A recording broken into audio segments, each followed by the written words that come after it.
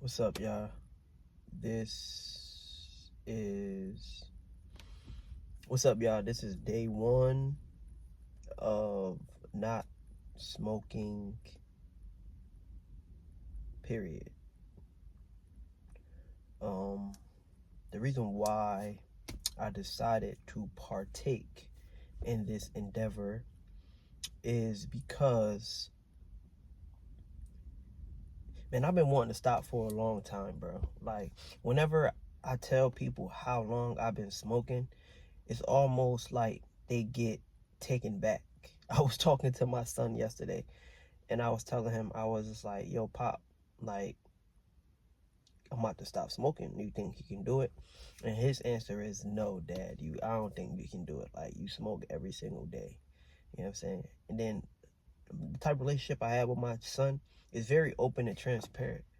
Like, I had my son when I was 19. So, like, in a way, like, that's really like my little brother, who I just happen to be his dad, and we just grew up together. So as I'm growing as a individual first, and as a father, and as a man, all these components, all of these working, moving pieces, right? It's almost like a Rubik's Cube, almost, right? Like, our life is almost like a Rubik's Cube, and as each day passes, we turn, we try to figure it out, we twist, and you can get there, like, you can complete the Rubik's Cube, but a lot of people don't have that time, that attention, that discipline, the mind that it takes in order to complete it, right? So for a long time, I didn't have the mind to complete smoking. For the longest of time, I didn't have the mind to complete smoking. So, but last time I stopped smoking, like, I'm sitting in a physical manifestation. You know what I'm saying? Like, so it's not like, so that's what kept my mind like, okay, cool. When you stop smoking, you can get more things done. When you can stop smoking, you can accomplish more. When you can stop smoking, you can be focused more. When you stop smoking, like, you don't got to worry about what you smell like entering facilities and places, and you know what I'm saying? So I guess I'm at this pivotal point to where, like, I'm going through a transition phase almost.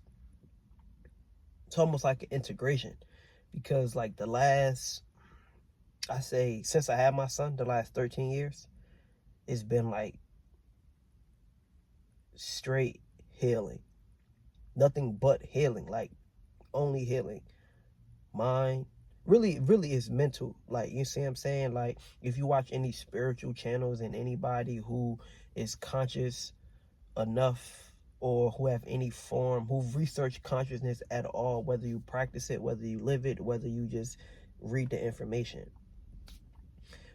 they'll tell you everything is mind, right? So in war, they'll also tell you, if you cut off the head, the body will follow. What's attached to the head if not the mind? You know what I'm saying? So it's a metaphor. A person can be brain dead but still be alive, but they can't do nothing because they brain dead. You see what I'm saying? So your mind has to be in complete, you have to have control of it, more so than I could say it has to be in complete stillness of some sort, like on some like Zen mode and stuff like that. Nah, you just got to be able to not tie yourself into you can't, how I was talking to my brother the other day, and the best way I explained it is, your mind and the emotions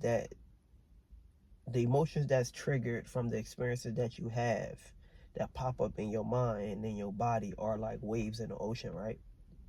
So you can either, while you surfing them waves, right? While you navigating those storms, or while you on your boat, whichever analogy that you want to put, if you don't got no control over your vessel, you're gonna crash. You're gonna get caught up in the waves. You see what I'm saying? So which one? So the mind is the first thing. So over the last 13 years, I've been getting my mind together. And not everybody is in that frequency now. Like it don't matter who you are on this planet. Like the way the earth has shifted in vibration and frequency through all these astral alignments and stuff like that, it's causing everybody to be in this realm of like almost like shadow, in the sense of where like, yo, you gotta confront your shit. If you don't confront your stuff, then you never, like, it's going to be hard for you to have a overall quality of life, a good quality of life in the physical reality, right? So I've done all of this work that people are just starting to get hip to now and being conscious of now and stuff like that. And this is not to draw distinction from myself or from the crowd, so to speak. This is just to give reference to like the amount of work that I've done to get to this point, to let you know, hey, look, there is still something you can work on. You see what I'm saying? To where like your mind is the first thing you have to tackle first. Like, you see what I'm saying? Like, what's the point? It's kind of like a meathead. You know what I'm saying? Person that work out, but they don't got no brain. The fuck you working out for if you are muscle and no, and like and no intellect? You see what I'm saying? Or, but how I look at it is, all right, once you finish working out, now you got to go get the brains. You see what I'm saying? Me, I just decided to, I'm gonna get my brain together first, because I've always been intellectual and I've always been spiritual. I've always been somebody who's, I like, you know how people, like a lot of people, I woke up to my consciousness in 2020, right? Or I woke up to my consciousness at this point in time, right? I was born conscious. You see what I'm saying? I always said, if I was a 5%, my name would be Born Wise, because I'm born wise. Like, that's really who I've always been. And people in my regular everyday life, whether they admit that, they can attest to that, or they have some sort of story about me, that I've always been the oddball out. Like, I've always seen life through this lens that's like many people don't have yet to look through life. Many people have yet to look at life through. So how I got here is, I'm finished with that, what people call the shadow work journey, like, or like the dark night of the soul. I'm finished with that. So now it's at the point, like, after you have a war, or like, okay, let's take Hurricane Katrina for instance, right? Or any major storm, hurricane, whatever. After that debris, so after that storm come through, okay, all right, then you finish cleaning up all like the residue on the streets, you pick up stuff, the car, you figure all of that stuff out, right? You clean that, all of that out the way. Now you got to build stuff up. Now it's time to rebuild. You see what I'm saying? Now it's time to rebuild. So I'm in this point to where like I'm building now. So in order for me to build, I have to stop smoking. The reasons why I stopped smoking, I made a bet with my grandmother, who's 80. She was like, I bet you can't go a whole year and not smoke. One, I'm very competitive. I'm not competitive to where like I'm better than you, or I have to be number one, or I have to be, you know what I'm saying, in that nature. I'm competitive to the point of where like, oh, you say I can't do something. Like, that's the worst mistake somebody can make as it pertains to me, because I'm gonna show you better than I could tell you. So it was a bet, but I already wanted to stop smoking. Like last year, I said I was going to stop smoking, and I made it a week. This time last year, I said I'm going to stop smoking, and I made it a week. See what I'm saying? Then I'm back to the smoking. So, two, that shit is an expense. Like, if a hobby becomes an expense, then that's where you know you have a motherfucking problem. You know what I'm saying? Like, you have a problem. So, and that's honest, like, and I'm able to look at myself through the mirror and kind of like, and then make those and say those things to myself without any emotional attachment, and to feel no type of way about it, and I'm okay about that. Number three, what's the third reason why I stopped smoking? I really just don't think there's a third. It's just like somebody said I can't do it. Even though I already been wanting to do it emotionally, I already been wanting to do it. It's already been, you know what I'm saying? Spirit already been letting me know, like, yo, bro, you gotta stop. And then two is it became an expense. Like when you cost as much as my car note, my phone bill, any other major bill that I have, that is a problem. Oh, number three is back to what I was saying. Whatever I stop smoking, good things happen to me, bro. I bought this car when I said I wasn't gonna stop smoking. When I said I was gonna stop smoking, it was right before my birthday. I was in this relationship with this girl, whatever, and I ain't had no vehicle.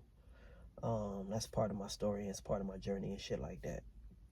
So I ain't had no vehicle. So, you know, I just fresh in a brand new job too. Like fresh in a brand new job that I manifested.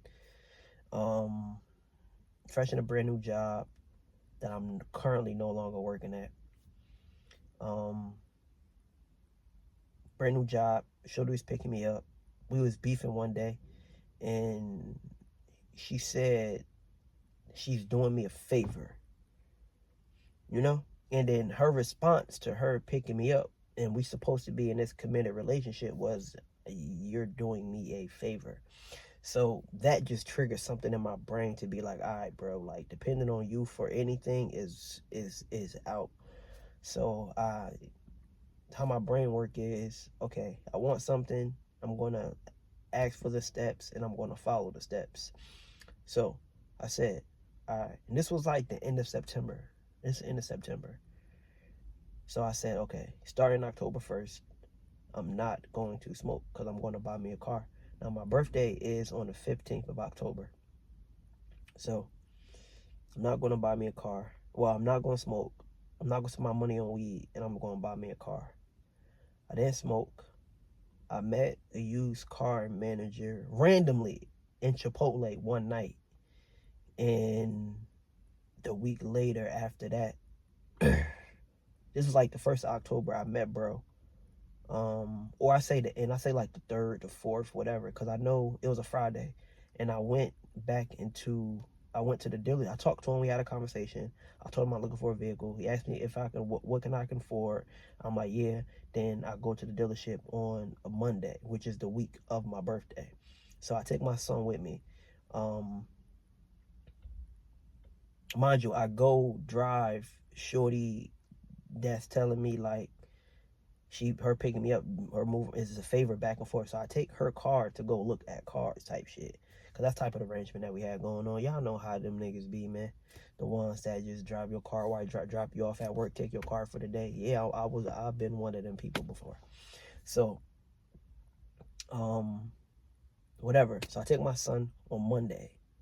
All right. So we test drove like 3, 4, 5, 6, 7 different cars, whatever. And I asked my son, like, yo, which one you want? Like which one you like? Tell me which one you like. And when he got in this one, when we test drove this car, he was just like, Dad, I like this one. You know what I'm saying? It ain't nothing crazy, but like I was on 2 feet before this. So like that's why I always stay humble. That's why like even till this day, like if it's nice enough outside, bro, I will park my car and I will go hop my 2 feet. I will get on 2 feet and I will go wherever I need to go if it's within walking distance, just to keep myself like in the mind frame of like, yo, bro, as quick as it comes, as quick as you leave, and don't take advantage, and always be humble in your mindset. You know what I'm saying? And always be grateful for where you came from. That's all part of the journey, whatever. So boo, whatever. So we end up doing the numbers, whatever. So the day before my birthday, October 14th, is when I finalized everything and copped a V and just copped this car. It's been 3 years now. I'm super duper grateful. Still have it, because me and cars got a bad history.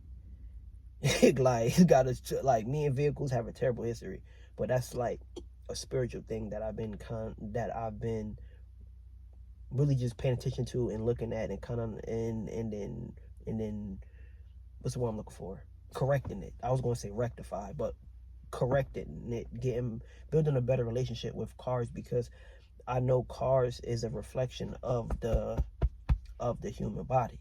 You see what I'm saying? Because you gotta look at it like this: your vehicle gets you to everywhere you need to go. You see what I'm saying? Your vehicle gets you to everywhere you need to go. A car is just a reflection of like the body. You see what I'm saying? And life is just like driving. I've been saying this since like 2015. Life is just like driving. And I got a whole bunch of analogies I already written down, built up, and then I already like voice noted and like memoed already to the cut. I'm gonna do something with that. I don't know yet. So this is day one. And I'm just vlogging this just so as like documentary purposes, just so I can keep myself accountable and not just like fall back into like relapsing, because it's a lot of things that are going to unfolds for me as I continue upon this journey that I'm on. And I already foresaw it, like, you know what I'm saying? And we'll get into the spirituality of things at another time, you know what I'm saying? Because I'm at a point to where like my spiritual world and my physical world they're meeting. For the longest of time, they were separate. So I lived in the spiritual world, and then I lived in the physical world. And then now they're integrating. You know what I'm saying? So now they're integrating. So anybody who's conscious and spiritual enough to know, like, they know that integration is kind of like one of the most difficult things, because you got to find balance between both of these worlds. You know what I'm saying? And some people don't exist in both worlds. So you got the spiritual people that only exist in the spiritual world, and then you got the physical reality people that can only fathom stuff from the physical reality world, or how they was taught to look at things. So I have to navigate. I've been navigating this type of life for as long as I can remember. Like, this ain't no, like, you see what I'm saying? This is like, as long as I can remember, I've been navigating both of these worlds. So I'm at a point to where, like, now I get to build the world, my world, how I choose to see it, with both sides of me, the dark and the light, the spirit and the physical, like everything, the black and the white, the color, everything. I get to use everything right now, and that requires a whole bunch of like mental clarity. So the first thing I know to do in that type of energy is like cut the weed out. That's step one. So I'm going to be documenting this journey. I want to get better with the YouTube thing, because I said I was going to do that last year. I got another video breaking that down about how I got to the shadow work and all this stuff like that, from last year, that I never posted. So excuse me. So yeah, so it's type of time I'm on. So it's going to be a whole bunch of videos about me, just what I'm doing, what I'm substituting for not smoking, like what I'm going to do in substitution for not smoking, because you do got to fill that void with something I know. You know what I'm saying? So if you know anything, any habits or any good suggestions or ideas that I can do to help keep me disciplined in this journey, definitely let me know, because I need that. And I don't want to make it seem like I'm looking away from the camera, but like I know the camera is right here and stuff like that. I'm talking from here, but I'm processing it with here. You understand what I'm saying? To where, like, so I'm looking away because it's like when I'm reading a book, like I'm fumbling through the pages and I'm trying to see, okay, I want to hit this point, that point, this point, that point. But I'll get better as time go on. Like, I'm not really worried about that. I'll get better as time goes on. So I wish y'all a beautiful new year, a pleasant new year, an abundant new year, a happy new year, a lovely new year, a romantic new year, evolving new year, like anything that grows you. Love.